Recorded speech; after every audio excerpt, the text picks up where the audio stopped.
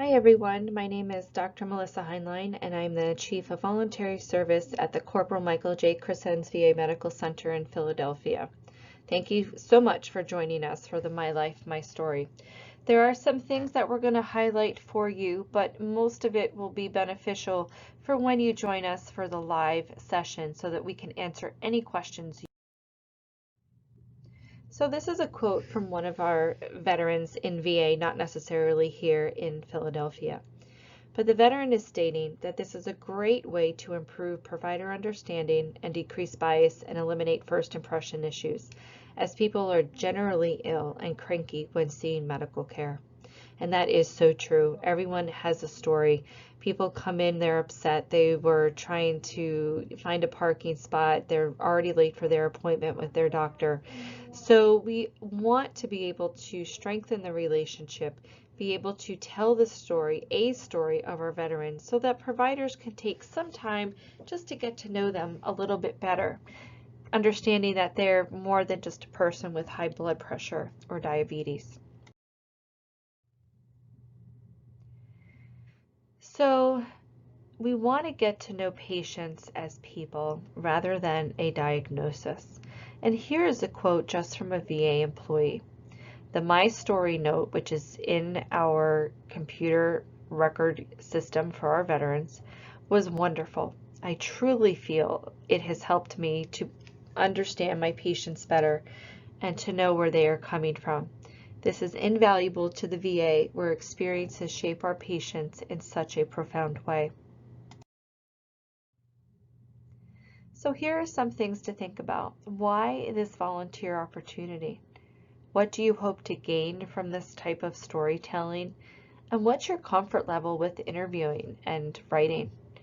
We know that you will be in groups of 3 for this particular project. I think it will be great for you to learn not only about our veterans and yourself, but your co-collaborators. This is a video that we want you to watch with Thor Ringler. He is actually one of the gurus for the My Life, My Story based out of Madison, Wisconsin. This link is good. It is a 9-minute video. We're not going to watch it on this session, but I do highly encourage you to watch it, soak it in, and think of some questions you may want to ask later when we do the live Q&A. Because storytelling and visual storytelling was put in the hands of everybody, we have all now become storytellers. And that is so profound. If you think about the stories that your family tells you sitting around the dining room table, the kitchen table. I remember days from my grandmother just sitting at the kitchen table with a cup of tea and just telling me endless stories. And then sometimes when things get too late, we're like, wow, I wish I wrote that down. But now you have that opportunity to do so with our veterans.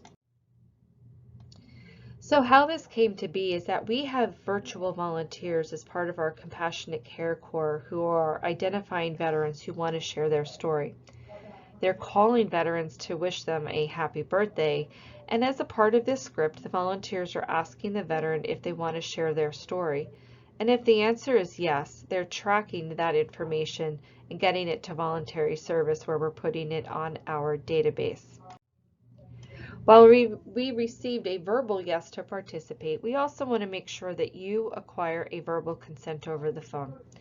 We're also confirming the veteran's interest and we'll let them know who will be making contact with them. We do want you to take time with your phone calls. Do not call repeatedly within a 5-minute window. It will show up as spam. We want to make sure our veterans are feeling comfortable. So during the live Q&A, we're going to talk to you about some things that are been best practices with those who have gone before you with this program. This is just a sample of what the consent form looks like and that we are already sending out to our veterans. So the introductions, so you will already know who your veteran is with their phone number, letting them know again the purpose of the program. We're going to keep repeating that to them. We want to keep the story anywhere between 800 to 1,000 words so that our providers take the time to read it. Again, this program is in response to providers who felt as though they didn't have enough time to spend with their patients and to get to know them better. And some of the categories and subjects that you may want to touch base on is early life, their military, career, job, family, hobbies.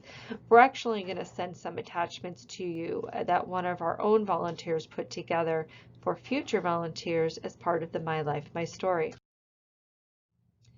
We do want you to write the story in first person. That draft can be given to the veteran either electronically or via mail. If via mail, we do want to make sure that you can send it to us. We are not providing the physical snail mail address for you, but Voluntary Service has it, and we can send it out that day. Veterans can receive their stories in different ways. They can read the story with you present via phone and make the necessary corrections, or you can make an appointment with them after you've completed the interview so that when you have the story ready, it can be read over the phone. And particularly during this time of the pandemic, this really is the best way to go. The process is repeated until the veteran gives final approval, and writing is critical to the success of the story. Creativity is encouraged to bring life to the voice and spirit of the veteran, but please note that this is not a creative writing class. Start writing the story while it's fresh in your mind. Turnaround time for the story is sometimes 7 to 10 business days for the veteran to review. We find that anything beyond that you and the veteran may lose interest, but know that you are part of LaSalle. We definitely want to make sure that you're within that time frame already established, and stick with the commitment. If something comes up, don't just ignore it. Please communicate with Voluntary Service and your professors. And once the veteran approves the story and you have final approval, email it to Voluntary Service, and we will be able to post that through our Chief of Staff department through Whole Health. So features of a good story. Again, you're going to write it in the first person. It's not going to be judgmental. You're going to capture the voice of the veteran, and you're accurately going to reflect the content of their interview. But most importantly, we want you to have fun.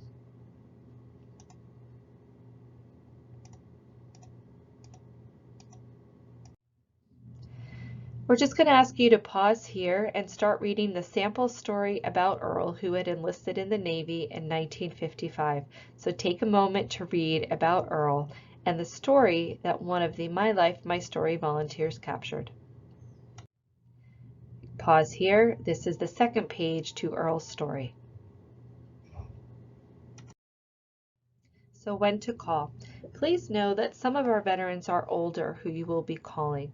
So calling between 10 a.m. and 2 p.m. is good, and we don't recommend calling past 7. Give time for veterans to answer their phones. Some veterans do not have iPhones or Androids, so it might take them a little bit longer. I remember my grandmother, I would have to count 15 to 20 times before she answered the phone. You may also talk to the caregiver, but we're going to be constantly communicating with the veteran in advance to know that you will be calling. As part of this program for LaSalle, we want to make sure that you are actually designating someone to make that phone call, so it's not 3 of you at the same time, but designate someone who would be able to and that you can rely on to make that initial phone call. Here's just some contact information for myself as well as Jareli Morales-Cruz. She's actually going to be a point person for you in Voluntary Service, and I will be your secondary. So moving forward after this, we actually now have ways for you to download the Doximity app on your phone. We recommend that you do this so that your phone calls won't be blocked and you'll have greater success in contacting our veterans. We want to thank you for joining this program. We are really excited to capture this number of veterans for the My Life, My Story program here in Philadelphia. If you have any questions, please contact us immediately, and we look forward to seeing you live on our call in a couple of weeks.